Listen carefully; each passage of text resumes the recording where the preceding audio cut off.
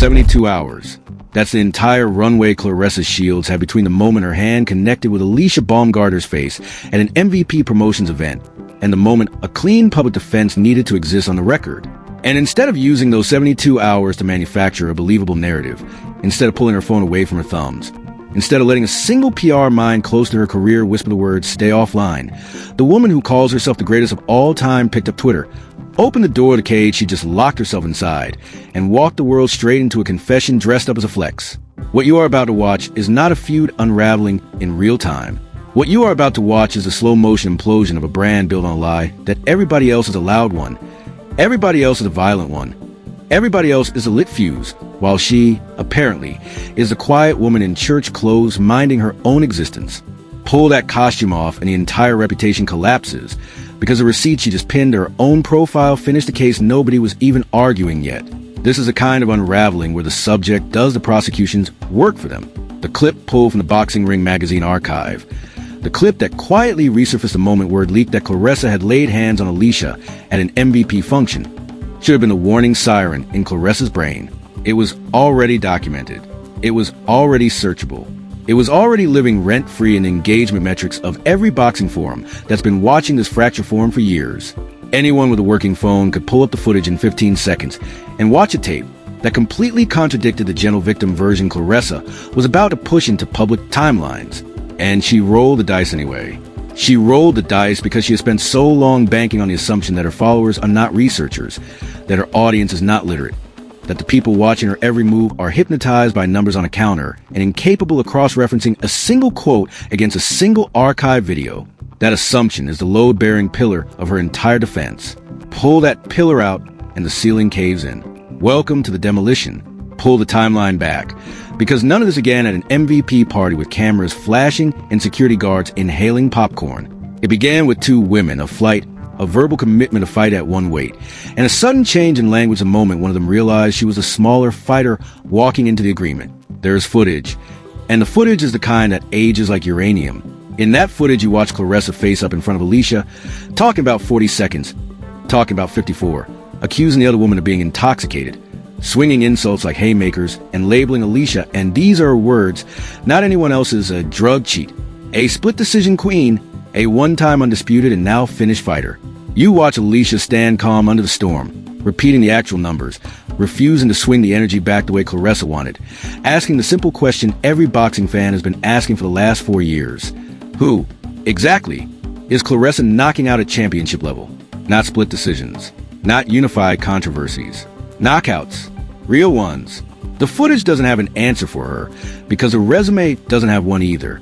And here is where the architecture of the original argument becomes important. Because Alycia, in that same footage, accuses Claressa of insecurity, of envy, of wanting to be something she will never genetically or athletically reach. That accusation, 3 years ago, was a thesis statement. Everything Claressa has done in the years since has read like an unintentional citation list proving the thesis correct. And this is where the ground shifts beneath the official storyline. Because if you ask Claressa today, none of that 2022 footage was a violation. None of that face-up was an aggression.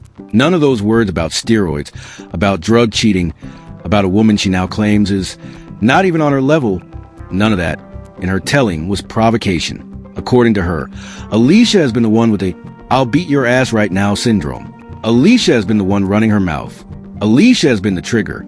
Claressa, she swears, is a demure traveler, quietly stepping through life beside a man who is still legally married to another woman, quietly building a movie that didn't move tickets, quietly waiting for everyone to stop running their mouths at her. The moment you compare that self-portrait to the Twitter post she fired off after laying hands on Alycia at the MVP event, the contradiction breaks in half on its own. She didn't deny the slap. She bragged about the slap. She told Alycia to take that slap and try to get your lick back. That is not the language of a woman wrongfully accused. That is the language of a woman who walked into an event hoping to make contact and walked out hoping nobody would notice. She was the only one in the room with bruised knuckles. Strip the celebrity gloss off this, and look at what's underneath. A woman with a championship resume. A woman with sponsors. A woman with a movie release behind her walks into a promotional event hosted by a rival management group. A group whose roster included a fighter she has spent years pretending was beneath her and chooses to bring physical contact into a press environment instead of staying in her seat. Why? What was the goal? It wasn't celebrating Ronda Rousey, because Netflix's celebrity sighting reels didn't even feature her. It wasn't networking, because she had spent every public hour of the last 12 months mocking MVP promotions, calling them clowns, calling them a circus, calling Jake Paul a tourist who stumbled into women's boxing for branding. The goal, and the receipts make this almost mathematically obvious, was to manufacture a moment, to force her name into the news cycle of an event she wasn't invited into, to stand in the same frame as a woman who is currently outpacing her in deals, in visibility, in algorithmic reach, in opportunities she desperately wants and can no longer secure under her own management. The slap wasn't flare-up. The slap was the pitch deck. Pull every layer off the timeline, and the pattern reveals itself like a brand mascot. This is not the first opponent Claressa Shields has agreed to fight, signed verbal terms with, and then suddenly developed a list of new conditions for the moment her team realized the math wasn't in her favor. Alycia Green watched the exact same playbook unfold in real time after the Cruises earned fight. Before the rest of the boxing world even knew Alycia had penciled her next bout into April, Claressa was already on a live stream rebranding the negotiations she had personally agreed to. The terms had moved. The parameters had shifted. The conditions had grown thicker than the original agreement Alycia thought she had locked in. Alycia called it out, post for post, calmly noting that the latest version of the terms was not the version they had spoken about face-to-face. Now repeat that template. Apply it to Alycia. The catch weight at 147 was the verbal handshake. The receipts exist on Alicia's side. Alycia herself stated, plainly and on the record in the boxing magazine cycle, that Claressa had verbally agreed to 147. And then, predictably, almost surgically, Claressa rotated language. Suddenly, she only fights at 154, 160, 168. Suddenly, Alycia hasn't earned the weight. Suddenly, the smaller fighter is the cowardly one, even though the fighter raising the ladder by 10 pounds at a time is the one running. There's a phrase boxing insiders use for this maneuver. They call it weight class witchcraft. You agree to a fight at the weight where your opponent is dangerous. You let the contracts get drafted. You let the fans get loud. And then, somewhere between the press conference and the signing, you discover you've moved up. You realize you've outgrown the bracket. You decide the smaller fighter no longer makes financial sense. The dressed up version sounds like business strategy. The undressed version sounds like a fighter ducking a fight she already lost in negotiation. Claressa has run that play twice in plain view of the public and counts on the fact that nobody is connecting the videos. Connect them, and the architecture stops being subtle. The architecture starts looking like the survival mechanism of a fighter terrified of an actual lost column. Now press the clock forward to the night of the MVP promotions event. Cameras everywhere. Influencers everywhere. Netflix lenses pointed at every notable face in the building, because a streaming partnership with Women's Combat is reaching a temperature nobody could have predicted 3 years ago. Alycia is in the room because Alycia is one of the faces being marketed as the future of the division. Sponsors are in the room. Money is in the room. Press is in the room. And Claressa walks into that environment, uninvited, unfeatured, unmarketed by the host, and decides to interpret another woman's professional milestone as her personal stage. There is something almost diagnostic about this behavior. It is the behavior of someone who cannot stand the sight of a celebration she is not the centerpiece of. It is the behavior of someone whose self-image as the queen of the division depends on no other queen being visible in the same frame. The slap was an outburst. The slap was a territory marker. The Twitter posts afterward weren't damage control. The Twitter posts were the chest puffing of a woman who needs the world to know she still has the energy to do harm, because the energy to make money has clearly stopped flowing in her direction. And right here is where the financial undercurrent stops being a footnote and becomes the entire engine of the story. Anyone tracking Claressa's content over the last calendar cycle has noticed something quiet but unmistakable. The designer hauls have evaporated. The travel posts now feature the same outfit, recycled across 3 cities. The flexes have been replaced by quote tweets, by clapbacks, by live stream shot of hotel rooms with strategically dim lighting.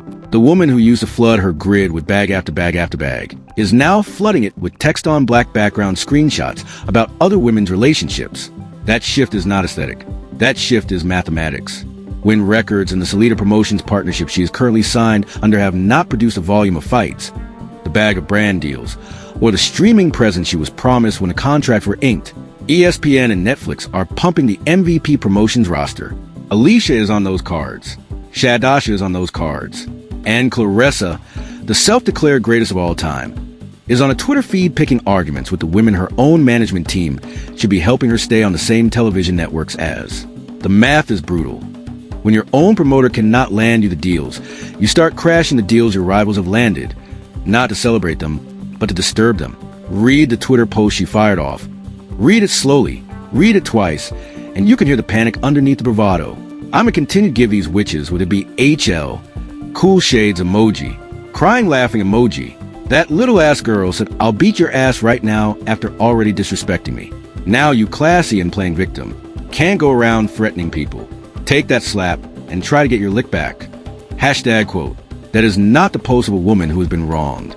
That is the post of a woman who, instead of staying silent and letting the moment fade, decided to confess the contact, brag about the contact, and frame her opponent's calm response as fragility. Then, and this is the part where the cage door clangs shut on its own, she follows up another post. It's still the quote era, with a chess piece emoji and a laughing emoji. The quote era, as though her last bout against a competitive opponent at her stated walking weight wasn't the receipt that demolishes the entire claim. She has spent the last cycle either fighting older, retired, returning, or significantly outsized opponents. The roster of challenges reads more like a curated highlight reel than a championship gauntlet. To stand in front of a network of fans currently watching Alycia, Shadasha, and other rising names compete in real, weight-appropriate, prime-of-career fights and call yourself a quote, that is not confidence. That is a press release written by a fighter who can feel the spotlight rotating away from her face for the first time in a decade. Strip the rhetoric to bone and look at what's underneath. The MVP altercation was not a heated woman defending her honor. The MVP altercation was a calculated act of brand interruption. Why? Because every public minute Alycia is winning is a public minute Claressa is fading. Because every Netflix highlight that features the next generation of women's boxing is a highlight that doesn't feature the supposed face of the division. Because every conversation about the future of the sport that does not begin with the words Claressa Shields feels to her like an erasure. So she shows up, she forces contact, she manufactures a clip, and then she rushes to the keyboard to make sure the clip lives in her preferred version of the lighting before the rest of the world can replay it through their own. This is not the conduct of a champion. This is the conduct of a fighter who fears the verdict her own career has been earning quietly in the background. There's one line in the boxing magazine spread Alycia gave that, once you read it carefully, frames the entire fracture for what it is. Alycia said, plainly and on the record, that for her, fighting Claressa was originally about the money. Then it got personal. The reason it got personal, and Alycia did not have to spell this out for anyone with a pulse, is because Claressa made it personal. The face-ups, the drug cheat insinuations, the steroid jokes, the split decision taunts. Alycia did not start out trying to ruin Claressa. Alycia started out trying to share a payday with her and walk out of the negotiation a richer woman. Claressa torched the deal because, as the smart business analysts and boxing media have already noted in print, the moment Claressa realized Alycia was actually willing to fight her at the weight Claressa had committed to, the math stopped working in Claressa's favor. So she rebuilt the math. She moved up. She declared the lower weight unworthy. She painted Alycia as a chemical fraud to discount any future loss should one ever be forced into the record book. The smart business move would have been to take the catch weight, take the bag, and let the cards decide. Instead, Claressa chose a panic move, the public dismantling of a fight that could have made both women historically rich. Smart business women do not do this. Insecure brands do this. Trace this back further, and the pattern is bone deep. Remember when Remy Ma stepped into the conversation about Claressa and Papoose. Remember the disrespectful posture Claressa carried into a position no woman dating a married man should ever carry. Remember the Shade Room article she lost her composure over, the one that simply suggested out loud what every observer had been thinking quietly, that the optics of the relationship suggested usage, suggested transactional energy, suggested a champion being framed in a context unflattering to her own legacy. Instead of moving in silence, instead of letting her wins do the talking, Claressa logged onto Instagram and weaponized memes. She subtweeted. She posted vague photos. She picked fights with her own cousin Shalita. She reduced her former friend Nigeria to a punchline in her own feed. The receipts from those incidents are still pinned to public timelines because the internet does not erase its homework. Take all of those fights, the family fights, the cousin fight, the cousin's cousin fight, the friend of friend fights, the Shade Room fight, the Remy Ma fight, and lay them next to the Alycia fight, next to the Shadasha fight, Next, the cruise dessert negotiation tantrum. What you have is not a series of misunderstandings. What you have is a single woman with a pattern that says, when a story is not fully about me, I will reroute the story until it is. This is why the Twitter confession is so dangerous for her. Because once a person admits in writing that they slapped someone, every legal door in the country becomes openable. Civil suits do not need a criminal verdict. Civil suits need documentation. Documentation is exactly what Claressa just hand-delivered to Alycia's legal team. The chess piece tweet is not a flex. The chess piece tweet is Exhibit B. The first exhibit, of course, is the surveillance and event footage that every venue with a media partnership records by default. The second exhibit is the public admission. The third exhibit is a historical pattern, including the original face-up footage from the Boxing Magazine archive. That makes a defense based on "she came at me first" almost impossible to construct, because the historical tape shows Claressa initiating language, initiating posture, initiating the energy that Alycia simply matched. If Alycia decided to file, and there is a credible argument that she has every reason to file, the procedural path to an enforceable result is unusually clean. And here is the angle nobody has touched yet. Jake Paul, the most underestimated card in this entire deck. Jake's brand, for all the criticism he absorbs from traditionalists, is built on the structural integrity of MVP Promotions as a long-term operator in the women's boxing space. If a champion from a competing promotional house is going to walk into MVP events and create physical incidents at his media moments, that is not just an Alycia problem. That is a Jake Paul problem. That is an MVP Promotions problem. That is a Netflix problem. That is an ESPN problem. The entire commercial ecosystem MVP has been knitting together gets jeopardized the moment one fighter decides her personal frustrations are bigger than the broadcast. And the boxing world knows what happens when Jake Paul takes something personally. He weaponizes a press cycle the way most fighters weaponize a jab. If Claressa is reading the story as a private feud with a smaller fighter, she has fundamentally misread the shape of the room. She is not picking a fight with Alycia anymore. She is picking a fight with the financial machine currently building Alicia's career. That machine has more lawyers, more leverage, more press capacity, and more strategic patience than Claressa's entire existing camp combined. And it does not forget. Look at what's been visible on her timeline and her travel content over the last 6 months, and the financial stress hangs from every post like a wet coat.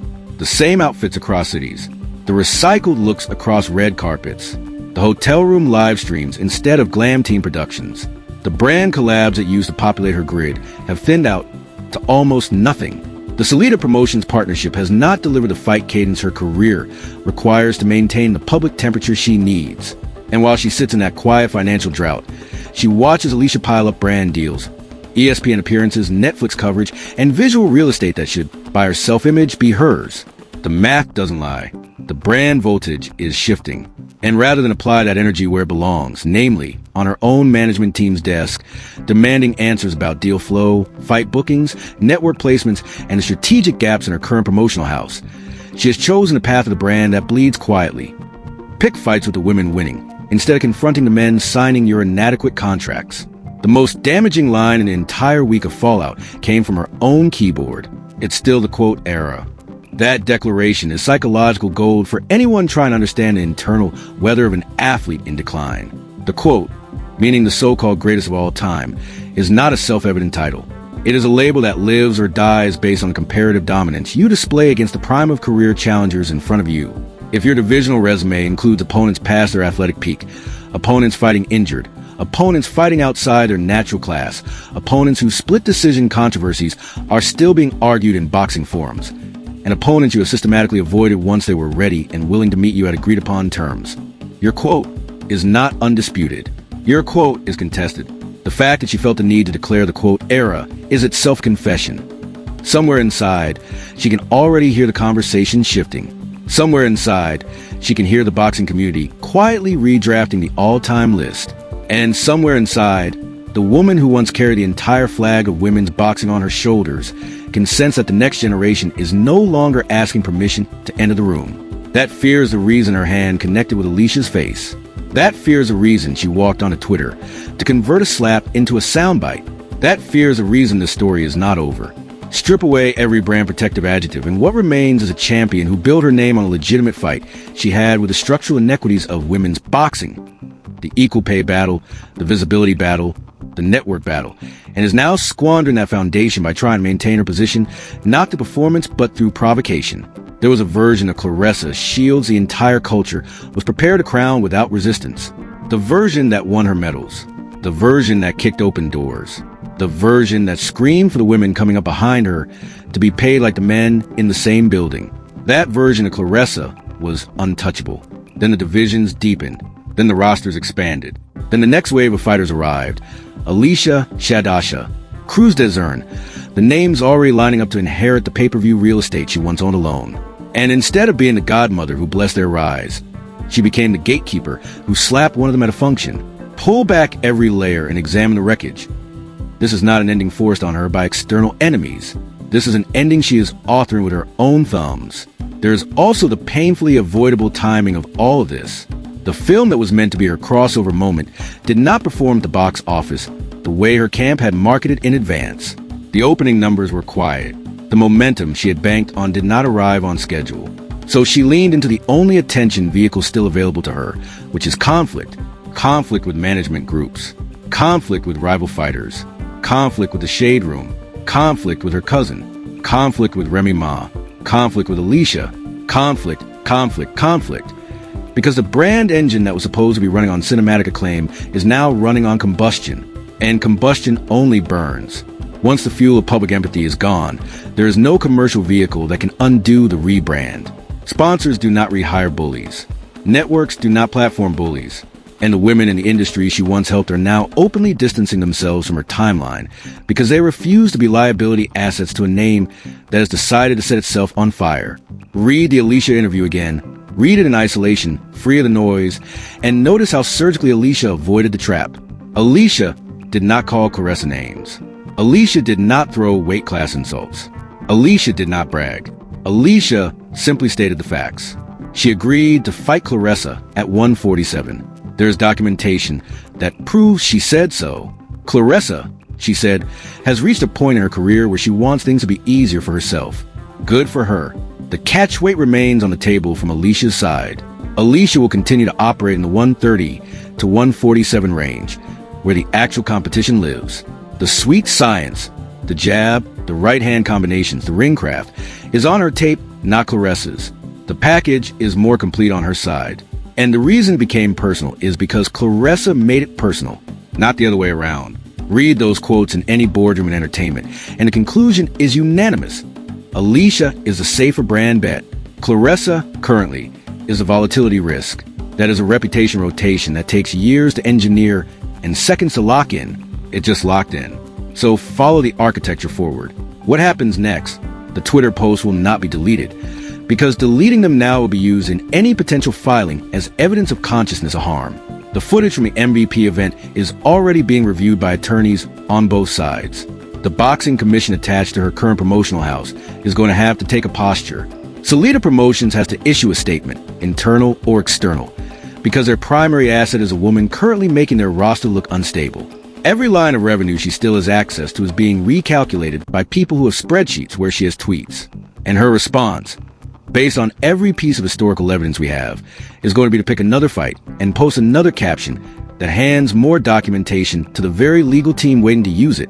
Cycle back to the original sin of the entire saga, and the diagnosis writes itself. A woman who cannot tolerate being called insecure responds to that label by acting in ways that prove it. A woman who cannot tolerate being called the quote responds to that scrutiny by declaring the quote error out loud.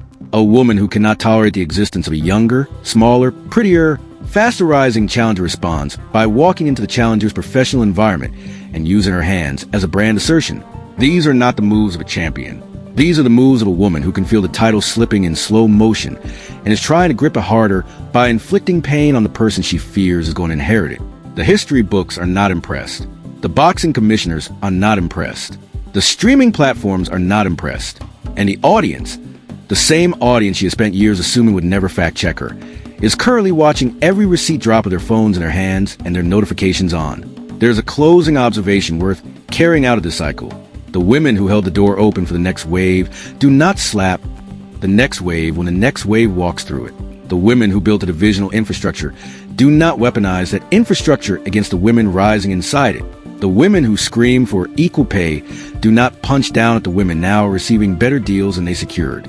That posture is reserved for fighters who lost a war on their own legacy and are now trying to retroactively damage the women who stayed disciplined enough to inherit the era. Claressa Shields is currently in that posture.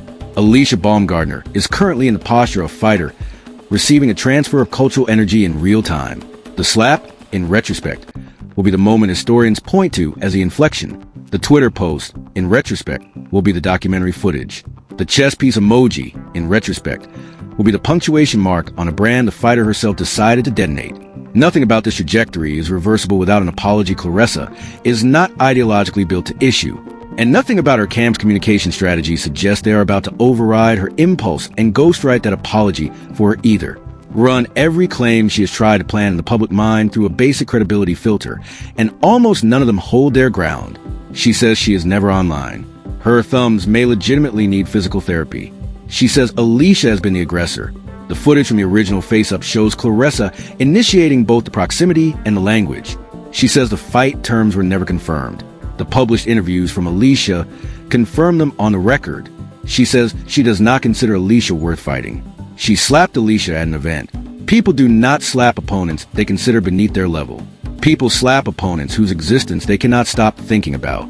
Every line of her defense collapses under 3 minutes of cross-examination. Snap the lens back to the only person in the story who has consistently behaved like a professional, and the framing tells you everything. Alycia Baumgardner has not live-streamed a tirade. Alycia Baumgardner has not posted memes. Alycia Baumgardner has not subtweeted Claressa's family members. Alycia Baumgardner has not crashed any of Claressa's press events. Alycia Baumgardner has continued to fight, to train, to give measured interviews, to operate inside the architecture her promotional team has built around her, and to allow Claressa to be the one rotating wildly between online tantrums and offline hands. That contrast is not accidental. That contrast is strategic. That contrast is the reason MVP Promotions is investing in her future the way they are. And that contrast is why, when this entire fracture finally ends, whether in a courtroom, a boardroom, or a championship ring, Alycia's going to walk out the other side with her brand value intact and her career narrative reinforced, while Claressa is going to walk out the other side as a cautionary case study every PR student in every sports management program is going to be assigned to dissect for the next decade. Pull back to the highest altitude possible, and the picture is almost cinematic in its symmetry. A champion who once stood for the women of an entire division has ended up being the woman the division now needs protection from. A fighter who once declared herself the greatest is now hand-delivering exhibit after exhibit to an opponent's potential legal team. A brand that once carried equal pay marches has now reduced itself to chess piece emojis and mid-flight slaps. Time stamps every betrayal legacy. Time has stamped this one. The question is no longer whether Claressa Shields is going to face consequences. The question is whether her camp will be honest enough with her to inform her that the consequences have already started compounding, silently, structurally, financially, while she sits at her phone composing the next caption that is going to make the consequences worse. Anyone in her circle with the courage to take her phone away tonight could save the next 12 months of her career. Anyone in her circle who continues to indulge her impulses is participating in the dismantling of her own paycheck. The clock on that decision is loud. The clock on that decision is now. Burn the entire feud architecture down to ash, and what survives is one undeniable verdict. The slap was not the story. The slap was a symptom. The Twitter posts were not the meltdown. The Twitter posts were the X-ray. The Ring magazine quotes were not the gossip. The Ring magazine quotes were the public record. And the woman at the center of all of it, the woman who has spent years insisting she is the misunderstood saint of women's boxing, has finally, in one 72-hour stretch, written the prosecution's opening statement, the prosecution's closing statement, and the entire defendant's confession in her own handwriting. Nothing more is needed. The case writes itself from here. The audience is no longer being asked to choose sides. The audience is being asked, simply, to read what has already been published and notice that the woman who keeps screaming victim is the only person in the room with marks on her knuckles. Once you see it, you cannot unsee it. Once you see it, the entire mythology around her resets in real time. And once that mythology resets, once the public stops treating her as the embattled queen and starts treating her as the unstable executive, there's no comeback tour, no documentary, no Netflix special, no biopic sequel that can rebuild what her own thumbs just demolished. Hold that thought. Then ask yourself the only question that matters at the end of a saga like this one. When the noise finally quiets, when the slap clip stops trending, when the Twitter post gets subpoenaed onto courtroom paper, when the documentaries get filmed and the chapters get written, which woman is going to be remembered as the architect of women's boxing's most dignified era, and which woman is going to be remembered as the cautionary footnote whose name appears in italics? The answer was being written in real time the night her hand connected with Alycia Baumgardner's face. The answer was being signed in real time the moment her thumbs press send on a chess piece emoji.